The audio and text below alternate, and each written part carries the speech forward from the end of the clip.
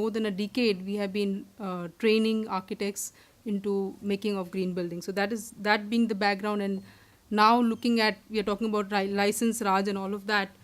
Um, a lot of norms are going to come. We know that we are working towards that, whether it is the energy conservation building codes or it is the eco housing norms. All of these are coming into the picture, and we need to look at holistically how they gel with the existing regulations such as the CRZ, and how all of that can come together, because we've had some discussions with various stakeholders in the past while we are looking at these implementations, and it was felt that people always think of these as a hindrance. So it has been interesting looking at how people approach at it. We look at it from a different perspective. Before I begin, I have very few points because I think most of the points have been covered, but I will present from my architectural and other perspective what some additional points. I just would like to make a few comments based on what has already been said. Firstly, that there was this point that we were looking at a patch of land or something like that. I always feel that cities need to look at a holistic perspective. There's something known as urban planning. There's something at a whether it is urban design, looking at the design of how a street should look like or what kind of open spaces should exist. For example, New York at one point decided to have the Central Park in the huge Central Park, almost 800 acres. And going back to what Professor Gussain was saying about some restorations happening in some countries, I would like to give this classical example of the Hula Valley in Israel, which was actually, when Israel was being formed, the whole reserve was emptied of water because they wanted it for irrigation. But at a certain point of just a few years down the line, they realized that this kind of thing was a wrong thing to do, and they reversed the whole thing. About hundreds of acres were again converted into wetlands. And today that center has become like a center where a lot of migratory birds pass through in the Middle East and come to the southern part of the so we cannot, I think that the aspect about value and all that we were discussing, I think at a certain point that there is a value that we cannot put on certain things at all. Anyway, coming back to my talk, I would like to look at some of these aspects is what I'm going to discuss about, related to the CRZ in particular. Clarity, development in urban and rural zones, scientific assessment of the dynamic coastline. I think some of them have been discussed. So in clarity,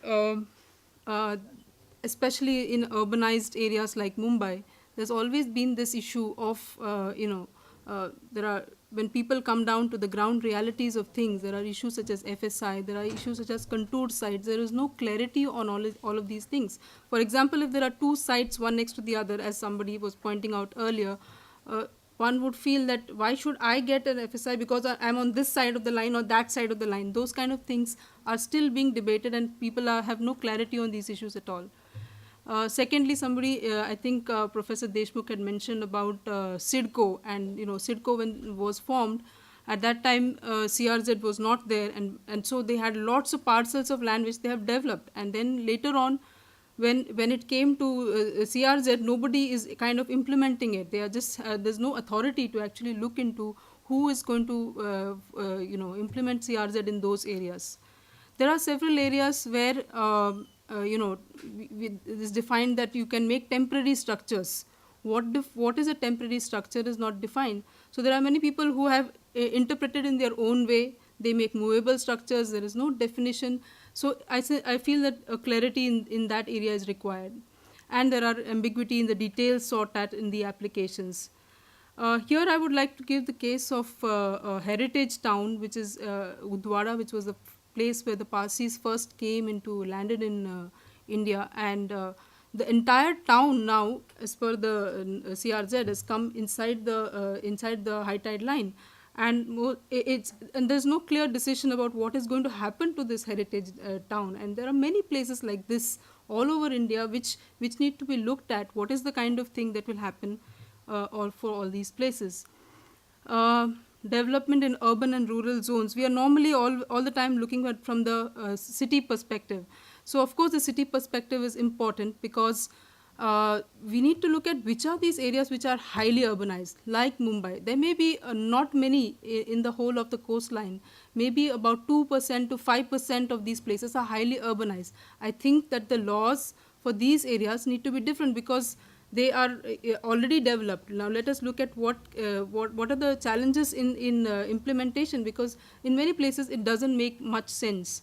In non-urban locations, there are other issues. There are places where people have no idea that there is a CRZ, and they have developed, and then much later they come to know that there is a regulation of this kind and they have to go back on it. So there are no implementing authorities in many places in the interiors, in villages.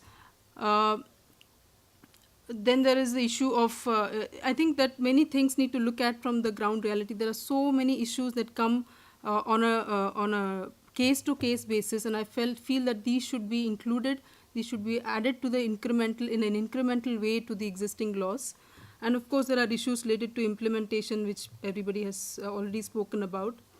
About the cartographic delineation also, there are issues. There are places there are sites which exist, but not in reality. For example, in Bombay there are many cases of this kind. I think in Warsaw and many places where people had plots of land. Now they are no longer available, or no longer. They are all the things have changed in time, and of course there's this issue of new land and new things occurring. Like I think it was mentioned earlier as well. This was an article that appeared. Is Mumbai shrinking? It is just last week or so, and it was about new types of things that are happening, and there are various reasons for this, but the land mass itself is changing. So what kind of new areas have been created, whether it is wetland. In some cases there are added mangroves, in some cases there are wetlands or mud flats kind of situation has been created, and those have not been accounted even in the land use of the development plan of the new city. This is as part of the preparatory studies for the new development plan of Bombay. As far as environmental protection is concerned, I think that we need to look at buffer zones, and buffer zones not just on the rivers but also on other water bodies. There are lots of water bodies. There are places like Chiploon which is dotted with lakes, but there is no law to protect them. And many cases they just get covered and people build on them, and we don't know what are the implications to the groundwater and to the surface water in all these areas. In the places which are highly urbanized, for example in Bombay, apart from looking at what kind of development should come, we also need to look at what is being done to the coastline. For example, solid waste. All the solid waste is just going. There are beaches which are totally dotted with solid waste. Or what is happening to the water? I had this question this morning about the outfall that is going in. What damage the outfall is also doing to the entire water, that is not being looked at. I think this first point about the lagoons in Navi Mumbai was already discussed in the first half. That the fact that these lagoons or these these things that were used to reclaim the land that are no longer cannot even be cleaned, and the whole purpose of that cannot be retained. They were all artificially done, but because of the CRZ, these things cannot be even retained. So these things also need to be looked at. And there are problems due to reclamation of land. There are large areas which have been reclaimed under one idea or the other. For example, there is the reclamation on Bandra for the Bandra Worli Sea Link or something like that. And there are other areas in which the beaches have gone. There is erosion that is happening. So these are issues that are happening because of some decisions being taken in some of the urbanized areas, for example. Then of course there are the enforcement issues, exceptions and eliminations. Some of this have been discussed. For example, there is a lot of stringency at the application stage of the CRZ, that we are looking at so many yes and do's and don'ts.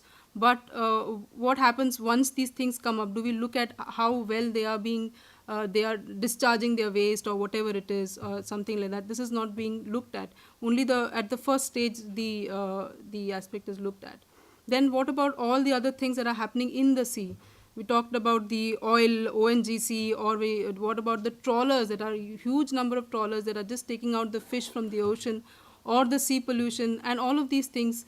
These are also aspects that need to be covered, but we are only looking at the land side aspect of it. And of course the post-implementation monitoring, which is lacking. There are some more issues as far as enforcement is concerned. Some of the things like we talked about Navi Mumbai Airport or many other buildings. For example, the whole of Bandra Kurla complex in Bombay would be part of the CRZ, but everything has been changed over a period of time. So there needs to be some kind of basis for these kind of changes. We need to look at environment in the first place in these places, whether that was, for example, the whole of the Methi River flooding has led to the flooding of Bombay. So what needs to be the basis for these kind of exemptions or eliminations? I think Dr. Deshmukh gave us some idea into that this morning. So, and there are encroachments. There are lots of lands which have completely, a lot of private land especially, which has gone into a no development zone because of which were initially, let's say, paddy fields, and which has gone into the no development zone. But slowly and slowly, there are encroachments on them, which are, of course, not done without political, they're done with the support of a lot of existing authorities. And once they come up, then you have a whole lot of encroachment, and then you apply the SRA, and you have buildings with a huge FSI, like 4 FSI. So in the one hand, you are stopping, you're saying that these are no development zone, and then on the other hand, the encroachments come. At that point, nobody is there to implement or cut these things off. The best example of this is Dharavi and many parts of Mumbai, which were originally dumping grounds and which were converted, and people have occupied them, and large number of slums in Mumbai fall into this category. I think those are the points I wanted to share. Thank you.